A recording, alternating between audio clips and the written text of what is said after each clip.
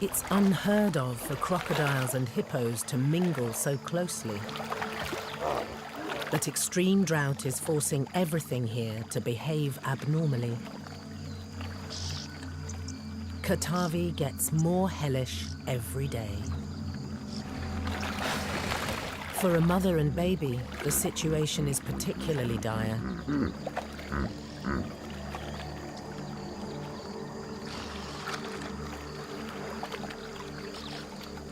Hippos cannot sweat to keep cool.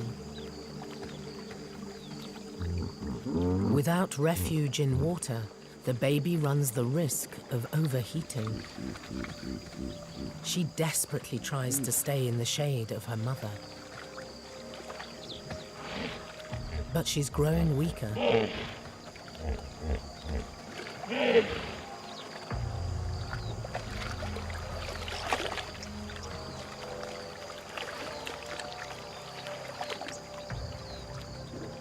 Displacing crocs is risky, but they must cool off.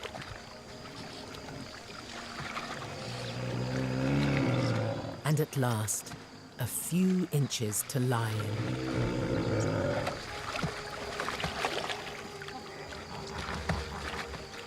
But their next-door neighbor doesn't want to share.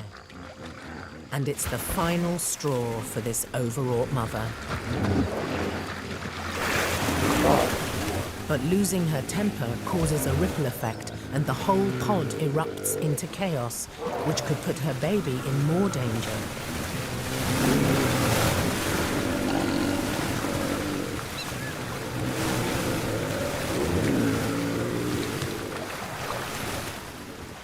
A huge croc has become trapped in the middle of the hippo soup.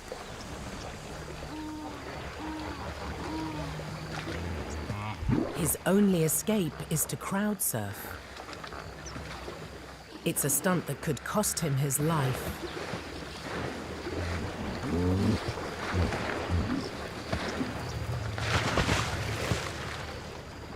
A hippo's jaws are powerful enough to bite a crocodile in half.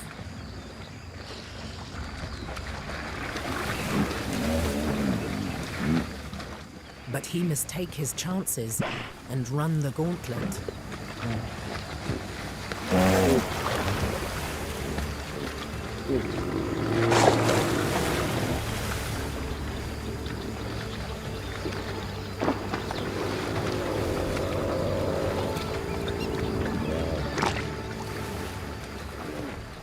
The baby hippo has survived the rampage and found deeper water at last.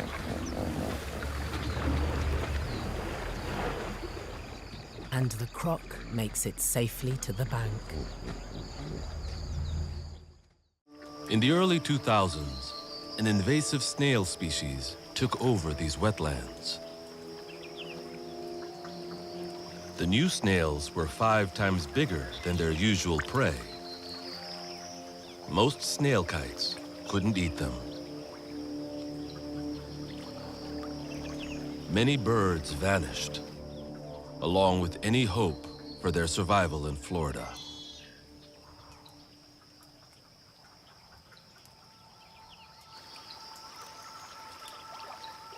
But 10 years later, the snail kites were back.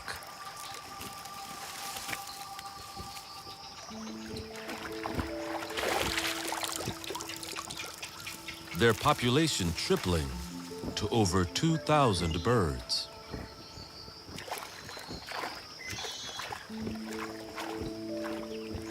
And they were catching and eating the bigger snails. But with some major changes.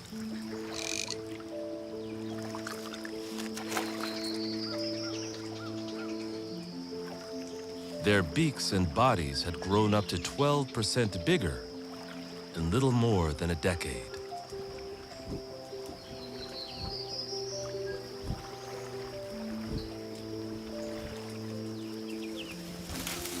It turns out a few big-beaked birds could handle the new supersized prey.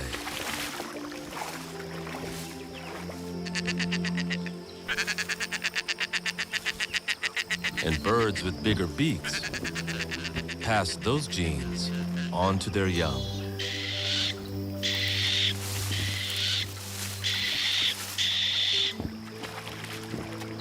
Happening in less than 2 snail kite generations. The speed of change is almost unbelievable.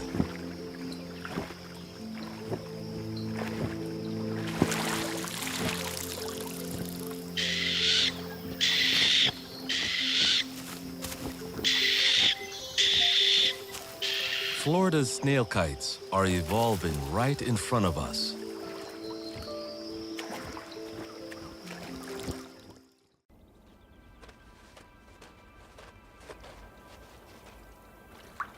Some like it wet. An amphibian, way above 8,000 feet. Sounds like a record.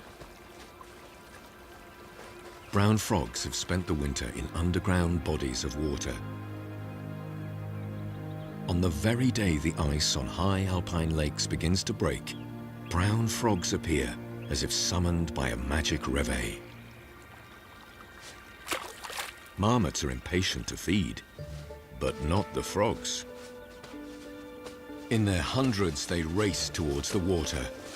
None wants to miss the annual orgy. In order not to freeze to death, the frogs must move in the daylight. Their skins have a built-in sunscreen. Ultraviolet radiation at this altitude is powerful. Just above freezing in here. Quite agreeable. But in the shallows over dark peat, the water is lukewarm. The perfect spot to spawn.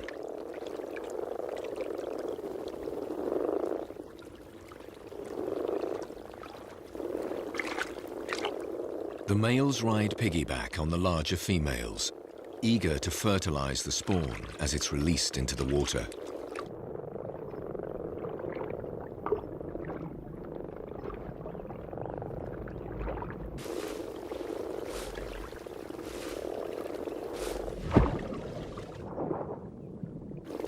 The orgy lasts 3 or 4 days. Some males embrace their partners in autumn and cling to them all winter until this super productive spring event. High mountain populations lay bigger eggs than those in the valleys, giving their offspring a boost for the short alpine summer.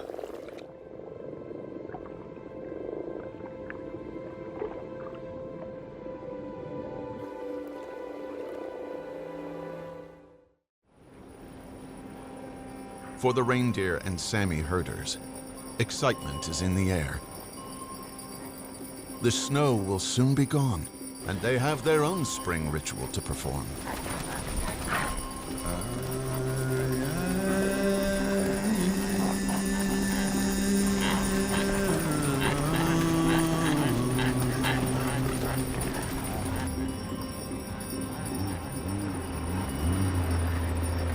An epic journey is just beginning.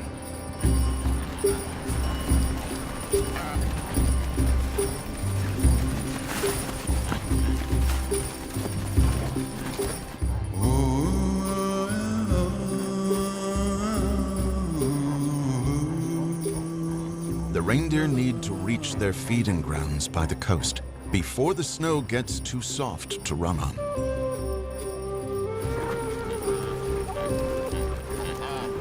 As they move north, the spring melt follows right behind them.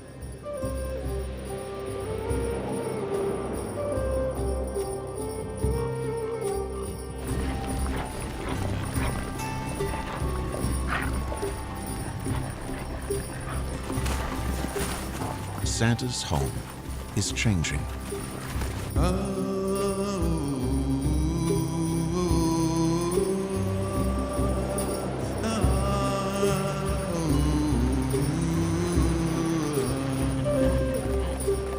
The melting snow can be heavy going, but there's no time to waste. They keep on moving.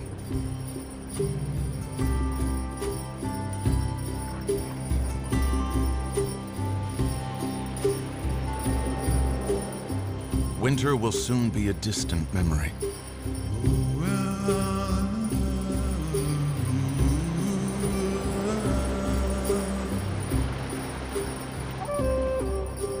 Their journey takes some 2 weeks.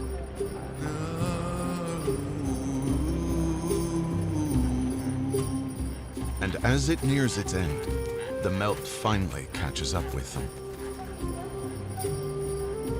The sun's warmth transforms this winter wonderland completely.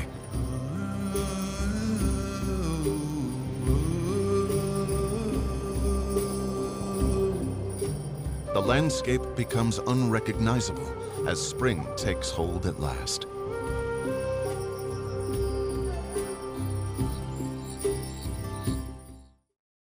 The elephant family has also been caught out, trapped on the wrong side of the river.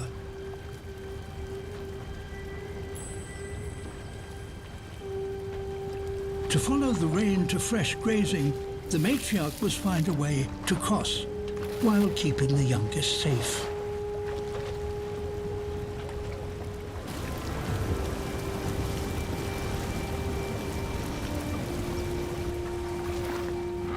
She tests the current with her trunk, assessing whether or not the youngest can manage the crossing.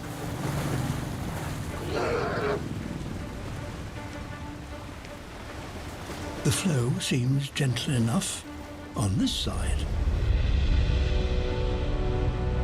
but the current runs swifter near the opposite bank.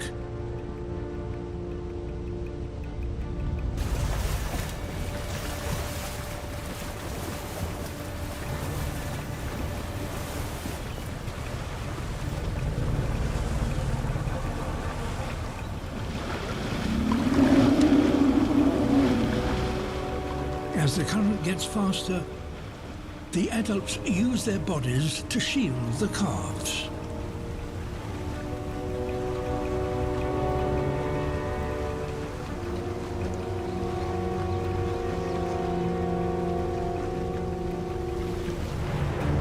As the family enters the swiftest part of the river,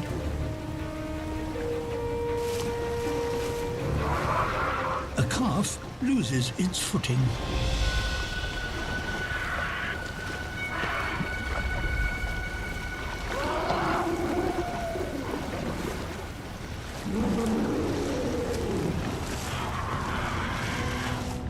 So far, the matriarch has kept her family together. But now she has a decision to make. Press on towards fresh grazing, or turn back to keep her calves safe.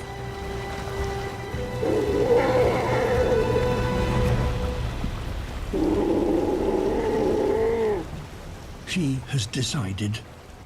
The risks of crossing have become greater than the pangs of hunger.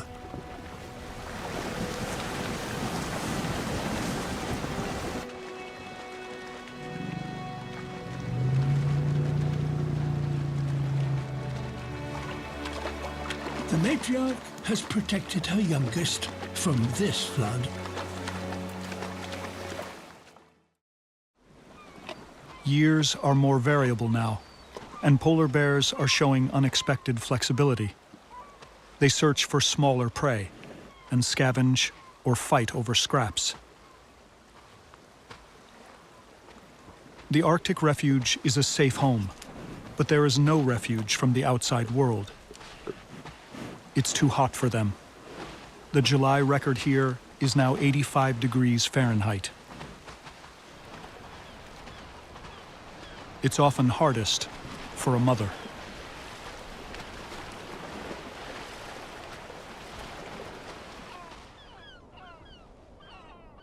Polar bear cubs are born in midwinter. This coast is one of the most important onshore denning areas in North America.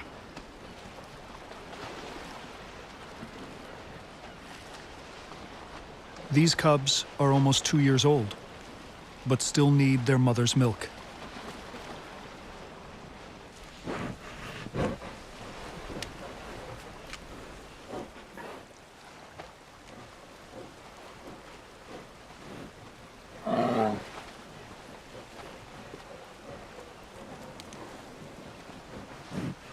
Polar bears have declined in the southern Beaufort Sea.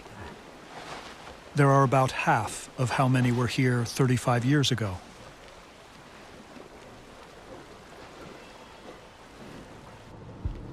These are desperate times.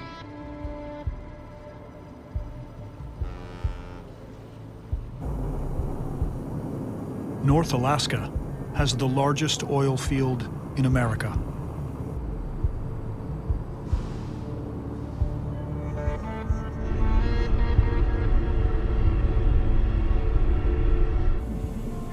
The base at Prudhoe Bay is next to the Arctic National Wildlife Refuge. It's a stark reminder of the cause of the changing seasons.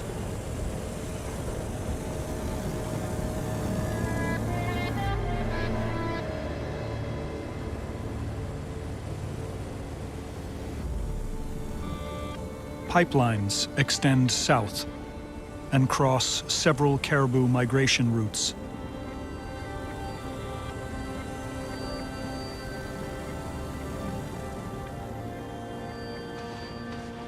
The polar bears search for food across land now scarred by oil exploration.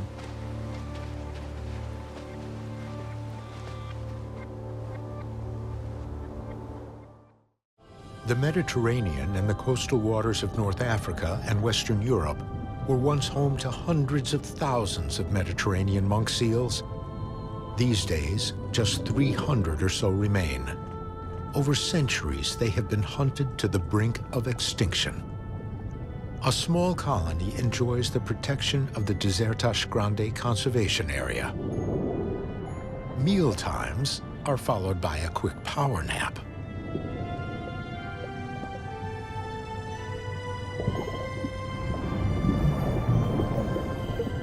A Mediterranean monk seal can spend up to 15 minutes beneath the surface before it has to come up for air.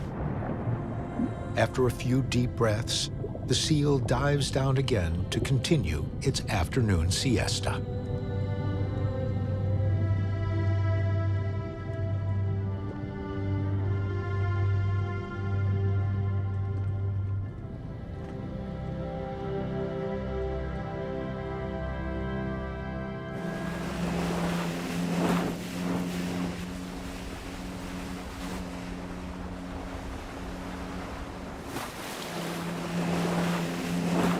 The only humans to visit Desertas Grande are the researchers who come once a year.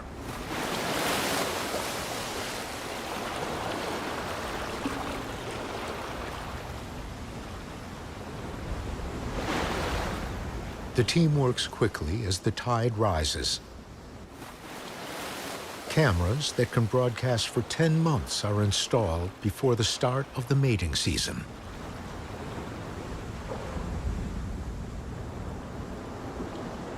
The monk seals have always been independent creatures.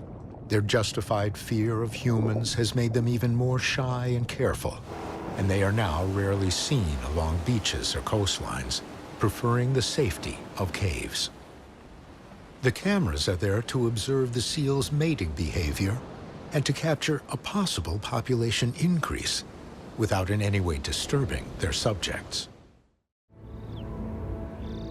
Marmots are twice as fat now as in the spring, unlike stags, who've just lost 1/5 of their body mass. For half a year, these alpine rodents have stuffed themselves.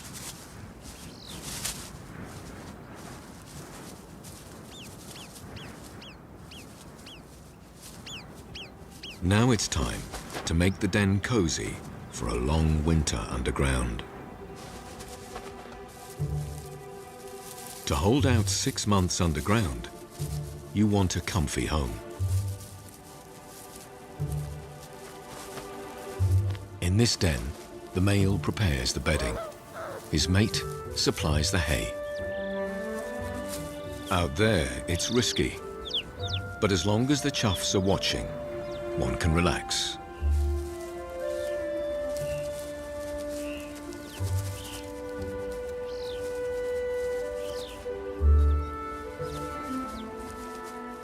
A safe, well-furnished den is a marmot's dream. But it's not quite there yet. More padding is wanted. Even when the bed's perfect, with a restless bedfellow, a good rest is hard to get.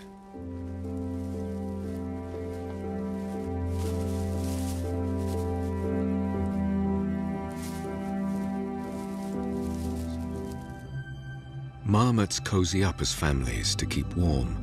The temperature inside the den decreases gradually from 60 degrees in autumn to freezing in spring. The animals also lower their body temperature down to about 40 degrees plus. They survive on their body's storage of fat and water.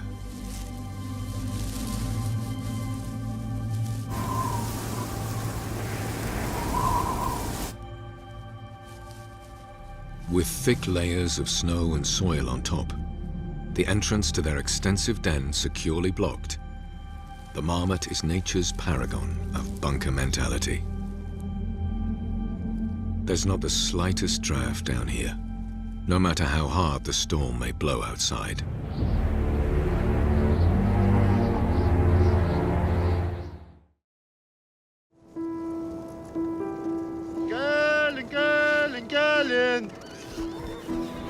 The humans who live here use technology to survive.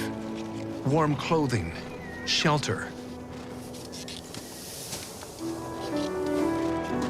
But not horses. They had to evolve. Their bodies had to change.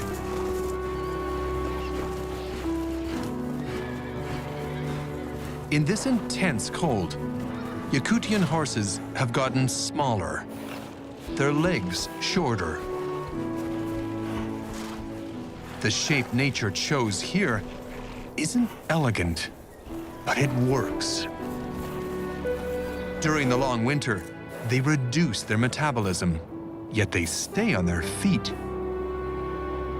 This unique behavior is called standing hibernation, and no other horses do it.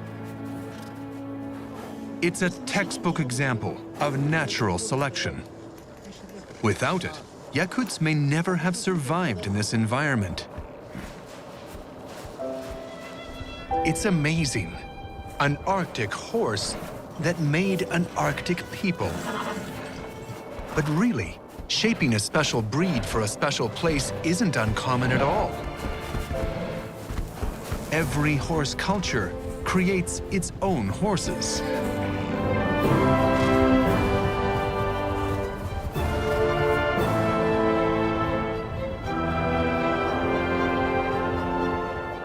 The life cycle of sea ice is also driven by the sun. The cool thing about ice in the Arctic is that it takes a while to form, but it can go away very rapidly. The freeze up is a gradual thing, and the thaw can be very abrupt. As the sea ice melts, it leaves behind a growing expanse of dark water that absorbs more energy from the sun. The warmer water melts the remaining ice even faster. And as Arctic summers become warmer, more and more sea ice is disappearing. It's been called the Arctic death spiral.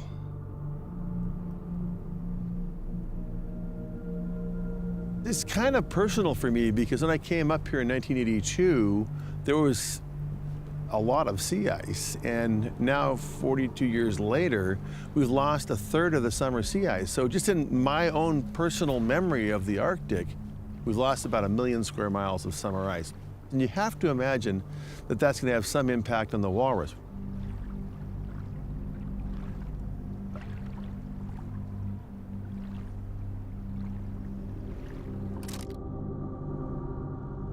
When I was doing my research back in the 80s, I was using side-scan sonar to locate walrus feeding grounds. These are on the shallow continental shelf that bridges Russia and Alaska. Here, the rich seafloor contains vast clam beds, a marine version of the Great Plains grasslands. Walrus mothers and calves depend on the moving sea ice to carry them over this rich source of food. But now, as the sea ice melts farther north, if they stay on their platforms, they will be carried beyond the continental shelf into deep water and deep trouble. The walrus is not going to dive 8,000 feet down to eat clams. It's just diving down 200 feet to eat clams. So once the ice is off the edge of the continental shelf, it's not a useful tool for the walrus. To survive, they must abandon their ice floes and head for land. And they do so in extraordinary numbers.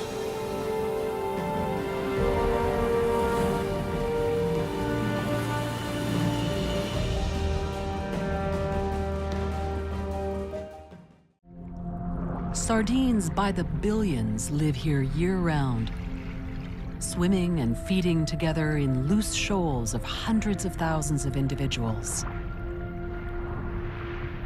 Then, in late April, ocean currents undergo a subtle shift.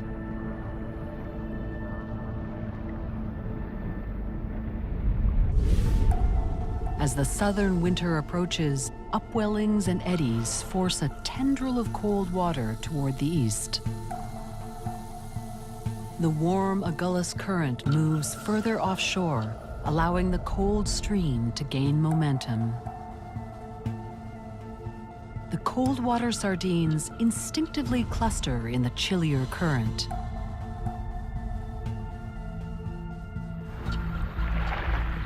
"150 miles out to sea on the Agulhas banks, schools begin to mass together until they form a megashoal 20 miles long.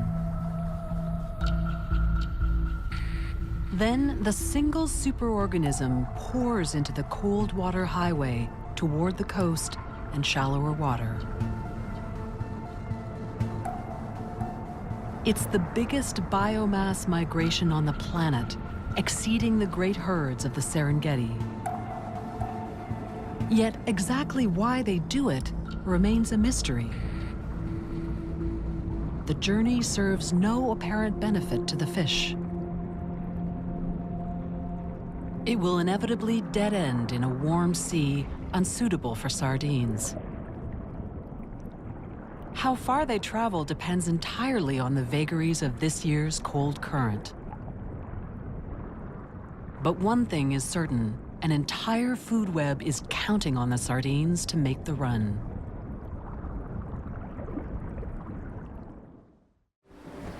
As the sun sinks low in the west, other lights come awake.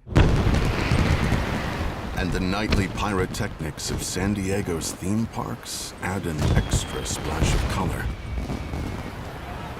These bright nights distract us from a ritual older than our entire species.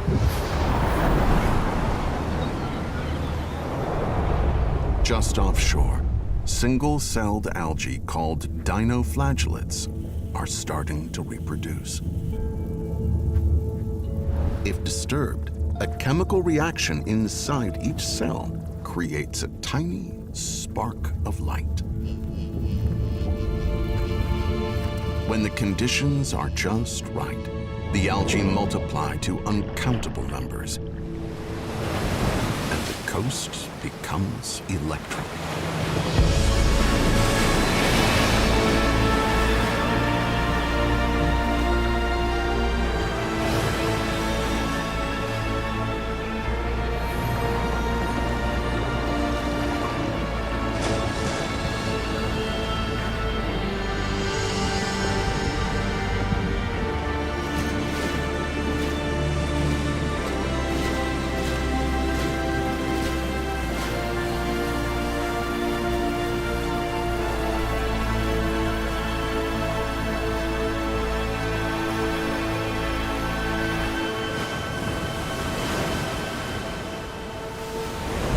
But most San Diegans never notice. And in a few hours, the show is over. Giant sequoias are the largest trees on Earth. They can grow for more than 3,000 years. But without fire, they cannot reproduce. The giant sequoias really are born of fire. Fire gives them three things they need for regeneration. The first one is it punches a hole in the forest. That allows there to be more light and more water for the sequoia seedlings. The second thing it does is it heats the cones up in the mature sequoia trees without harming the trees. And those cones open up.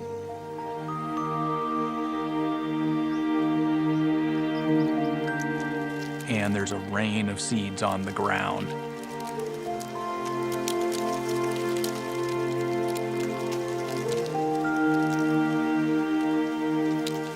And the final thing it's done is it cleared away all the leaves that have built up, because sequoia seeds need to hit bare mineral soil before they can germinate and survive well.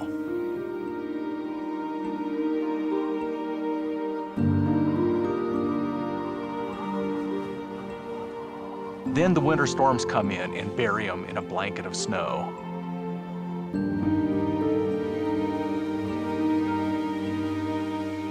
And then when the spring comes, they have the ideal conditions. It's warmer, it's really wet, and those seeds will take off and become seedlings.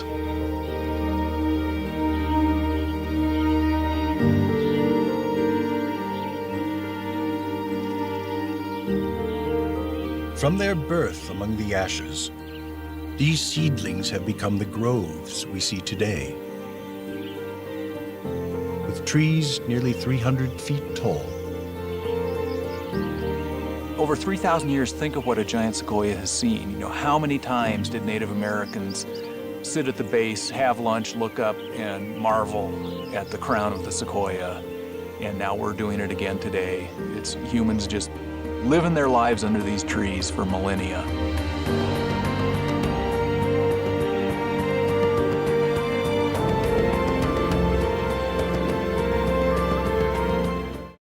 But in October 2019, tragedy strikes the region.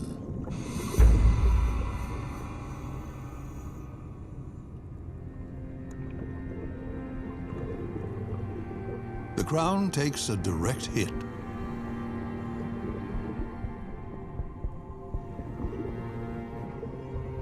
It was completely bleached, like all of it. It was just all white. We saw a massive bleaching event. I mean, the corals that we came to know and love, blanketed with snow, it looked like.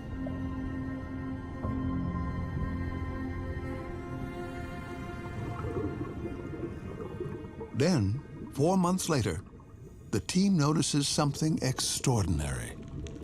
When we go back, in January, the corals get better. February, they get even better.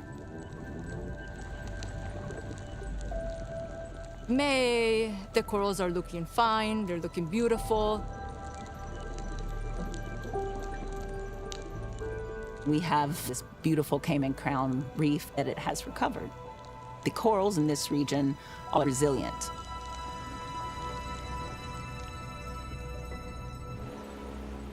The news reaches coral expert Miles Phillips.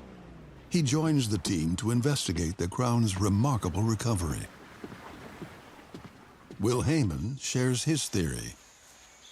Let me give you the geographic context. So this is this Gulf of Honduras, and this channel. That's your Cayman Crown. What you got to remember is that this is the Cayman Trench. Here, it's already 1,000, 1,500 meters. And then drops, 7,600 meters deepest point.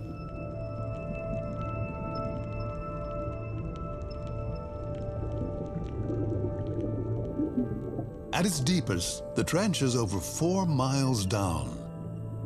A 15-pound bowling ball dropped in would take over an hour and a half to hit bottom.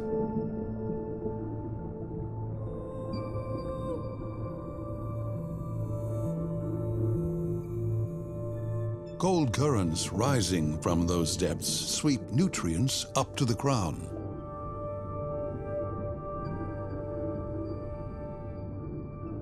This water comes slamming up onto this vertical shelf.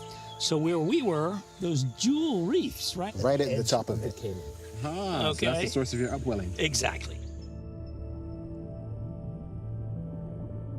The upwelling flows along folds of rock and coral that act like pipes and channels in a cooling system, easing temperatures and providing nutrients.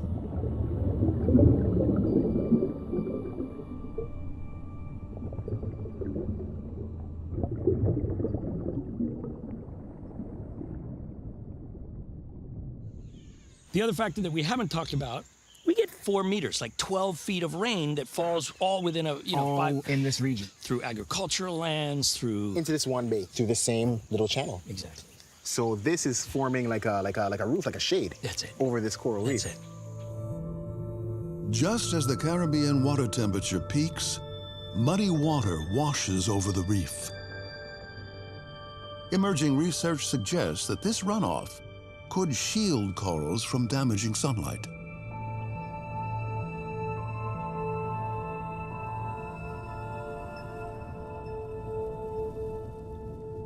They're getting shade, they're getting fed, and they're getting cooled.